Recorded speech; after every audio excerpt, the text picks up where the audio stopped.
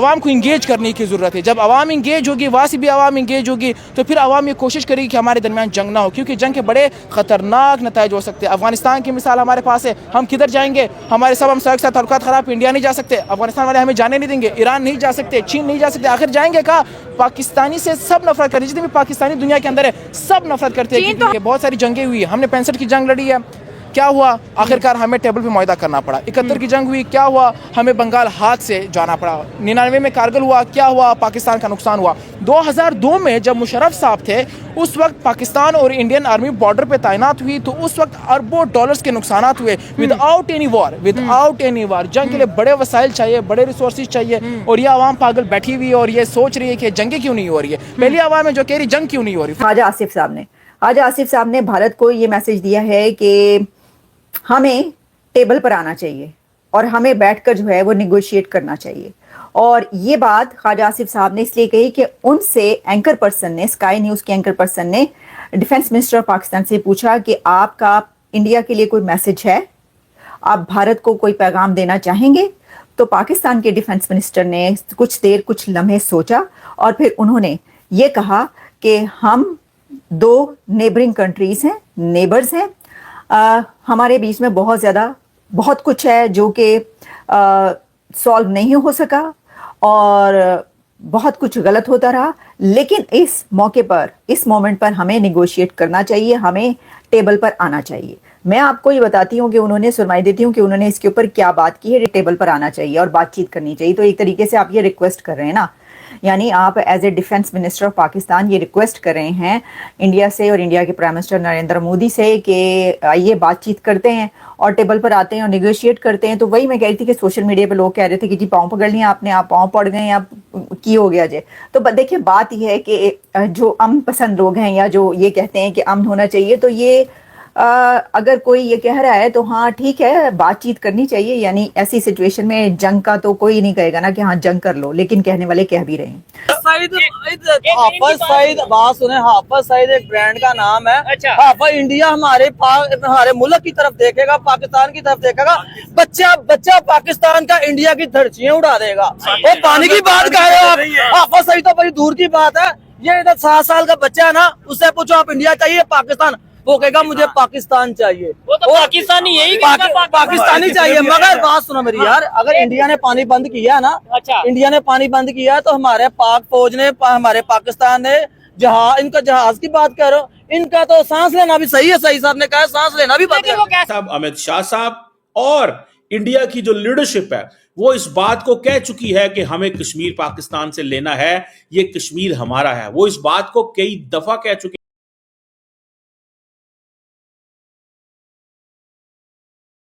देखिए, पहलगाम हमले के बाद भारत और पाकिस्तान के रिश्तों में बहुत ज्यादा तल्खी आ गई है। हालात बहुत ही नाजुक हैं। युद्ध की आशंका है, चाहे छोटा हो चाहे बड़ा हो, चाहे सर्जिकल स्ट्राइक हो, लेकिन पूरी उम्मीद है कि जल्दी कुछ होने वाला है और भारत इस बार चुप नहीं बैठेगा। देखिए, भारत के सब्र का बांध टूट चुका है। लोगों में गुस्सा है, सेना में गुस्सा है, क्योंकि अगर अब भी भारत कोई एक्शन नहीं लेता है तो फिर बहुत देर हो जाएगी। अब ये वक्त की मांग है कि भारत को एक स्ट्रॉन्ग एक्शन लेना होगा और पाकिस्तान को उसका सबक सिखाना ही पड़ेगा। जिस तरीके से उसने आतंकवाद का सहारा लेकर भारत में नहीं पूरी दुनिया को परेशान कर रखा है, अब भारतीय सेना, नेवी हो, इंडियन आर्मी हो, एयरफोर्स हो, अब उन्हें एक्शन लेना है। वो तैयार है और पाकिस्तान के अंदर घुस के उनको उनकी औकात दिखानी है, उनके जज्बा को देखना है, उनके जिहाद को देखना है। और जो पाकिस्तान बार बार न्यूक्लियर वेपन, एटम बम की धमकी देता है, उसके बारे में पूरी पिक्चर क्लियर की जाए। ये जो पाकिस्तान की मीडिया में बैठकर कुछ लोग आते हैं और हमारे पास एटमी ताकत है, हमारे पास एटमी ताकत है, भाई एटमी ताकत है, एक एटम बम का मतलब पता क्या है? आपके पाकिस्तान का पूरी तरीके से खात्मा, नक्शे से गायब। आइए देखते हैं किस प्रकार की प्रतिक्रियाएं इस समय मीडिया में आ रही हैं। बात वो कहते हैं भारत माँ की है और हम कहते हैं पाकिस्तान की है, तो फिर जो होना है हो जाए। लेकिन राफेल का उड़ना बड़ा खतरनाक बताया जाता है और ये भी कहा रहे कि देखिए जंग की जो धमकी है सबसे पहले इंडिया ने दी है कि हम इसका जरूर जवाब देंगे और अब जो है उन्हें करना पड़ेगा। लेकिन पाकिस्तान की एयरफोर्स कोई प्रैक्टिस करती हुई नजर आ रही है, बड़ी खामोश नजर आ रही है। इसके दो ही चीजें हो सकती है, या तो पाकिस्तानी एयरफोर्स बहुत ज्यादा कॉन्फिडेंट है या उन्हें लगता है कि सारी गेम के सकते हैं हमारे हाथ में? पहली बात यह है कि इंडिया की जो फौज है दुनिया की चौथी सबसे बड़ी और ताकतवर फौज है। अच्छा। हाँ, पहली फौज है यूएस, फिर उसके बाद है चीन, फिर उसके बाद है रूस, पीछे आ जाओ ना मेरे फिर उसके बैकग्राउंड बाद- में। हाँ, फिर उसके बाद आता है इंडिया। और हमारी आर्मी की जो रैंकिंग है वो भी 8वें नंबर पर है। ठीक है। पाकिस्तान आर्मी, इंडिया आर्मी जो कि न्यूक्लियर पावर है, उनका एयरफोर्स बहुत स्ट्रांग है। जो इंडियन एयरफोर्स है वो पूरी दुनिया में 4थे नंबर पर है, ठीक और जो है। हमारा एयरफोर्स है वो पूरी दुनिया में 18वें नंबर पर है। अच्छा। अगर हमने कहा था कि the tea was fantastic but the next time the T will be not fantastic, अच्छा। नेक्स्ट टाइम हमें बहुत सीरियस कंसिक्वेंसेस का सामना करना पड़ सकता मतलब है। इतना कॉन्फिडेंस अच्छा नहीं है? बिल्कुल भी अच्छा नहीं है भाई। ये इस वक्त जो सिचुएशन बन चुकी है पाकिस्तान और इंडिया के बीच, जो जंग के हालात पैदा हो चुके हैं, एक तो मैं आपको 110% ये बता रही हूँ कि भारत की तरफ से अटैक किया जाएगा। भारत पाकिस्तान पर मिलिट्री एक्शन अगले चंद घंटों के अंदर करने वाला है। ये 100% है, बात दुरुस्त ये है और ये होने लगा है।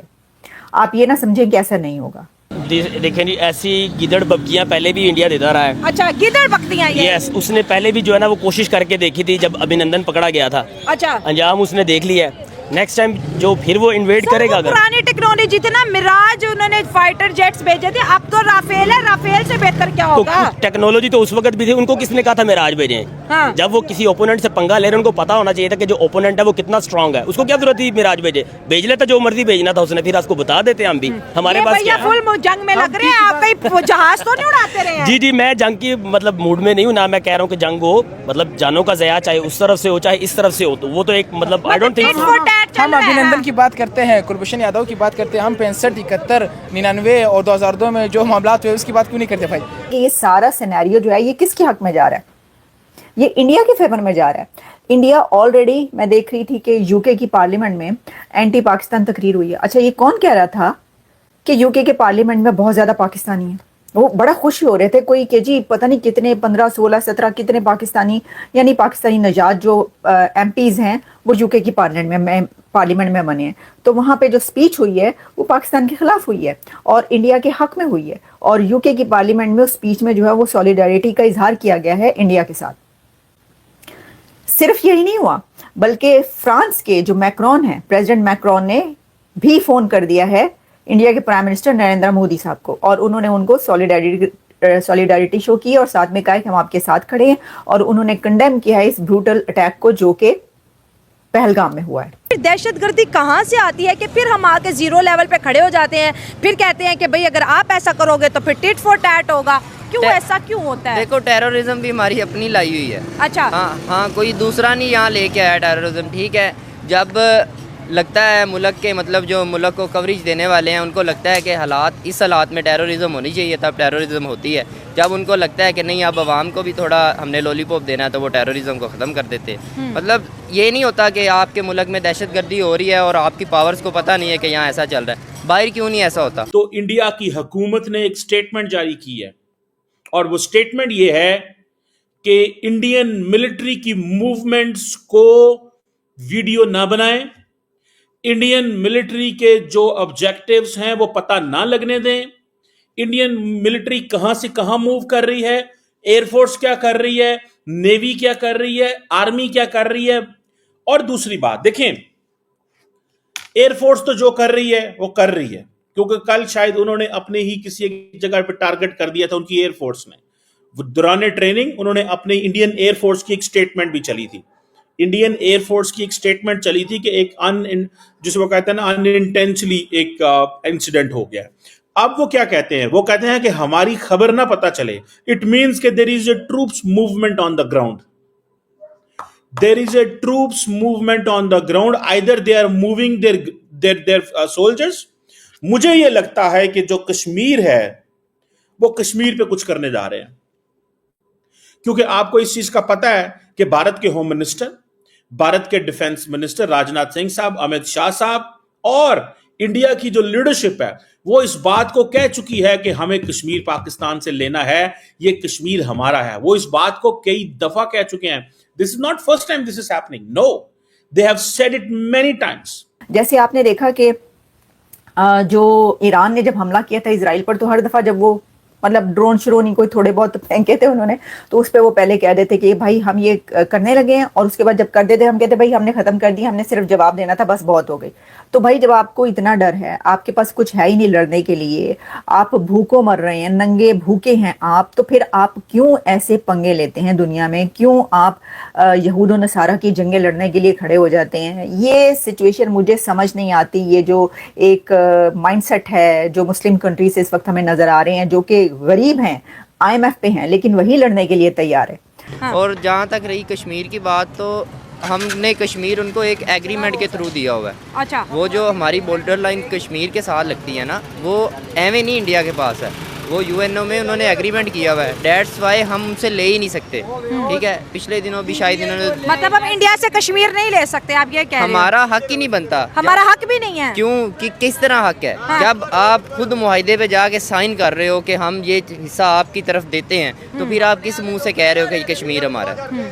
जब आपको तब सोचना चाहिए जब आपने वहाँ UNO में बैठ के मुआहिदा किया है कि भाई ये हम मुआहिदा कर रहे हैं, इसके बाद भी हम इसके खिलाफ जा सकते हैं। एक जब एग्रीमेंट आप कर चुके हो किसी भी मुल्क के साथ, तो फिर आप क्यों उस चीज़ को दोबारा मांग रहे हो? मतलब 5 फरवरी को तो हम मांगते हैं और हर स्पीच में मांगते हैं। वो हम अपना सॉलिडेरिटी डे मना रहे हैं, कोई उसका फ़ायदा क्या है? मतलब ना उससे कश्मीर की आवाम को फ़ायदा हो रहा है, ना पाकिस्तान की आवाम को आज फ़ायदा हो अगर रहा है। तो फिर वो मल्टीपल चीजों पे काम कर रहे हैं। There is no statement coming from Indian government. अब होगा क्या? सुन ले मेरी बात। होगा ये, they will do an act and then they will speak. हम बोल रहे हैं because we are not doing an aggressive act. वो चुप है। Home minister is silent, defence minister is silent, minister for external affair is silent, PMO is silent, South Bloc is silent, everything is silent. Why? Because they are planning. They are planning to do something. So, क्या वो अपनी air force का इस्तेमाल करने जा रहे हैं? Border security force का इस्तेमाल करने जा रहे हैं? कोई नेवल ऑपरेशन करने जा रहे हैं? क्या करने जा रहे हैं? अब यहां पे आती है पाकिस्तान की इंटेलिजेंस कि पाकिस्तान की क्या ये हिस्ट्री नहीं रही कि Pakistan has a long history of backing and supporting and training and funding terrorist organisation? ये सवाल था। तो उन्होंने कहा कि yes, we have been doing this dirty work for the United States for 3 decades। हम अमेरिका के लिए ये काम 3 दहाइयों तक करते रहे। ये वो सेंटेंस है, जुमला है।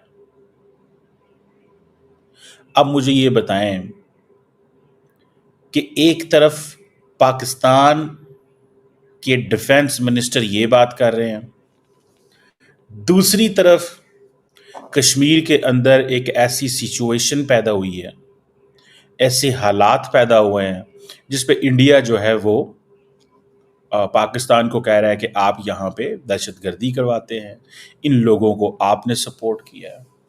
मुझे सिर्फ इतना बता दें कि पाकिस्तान के डिफेंस मिनिस्टर साहब ने जितना डैमेज पाकिस्तान की नेशनल सिक्योरिटी को किया है, क्या कोई और कर सकता है?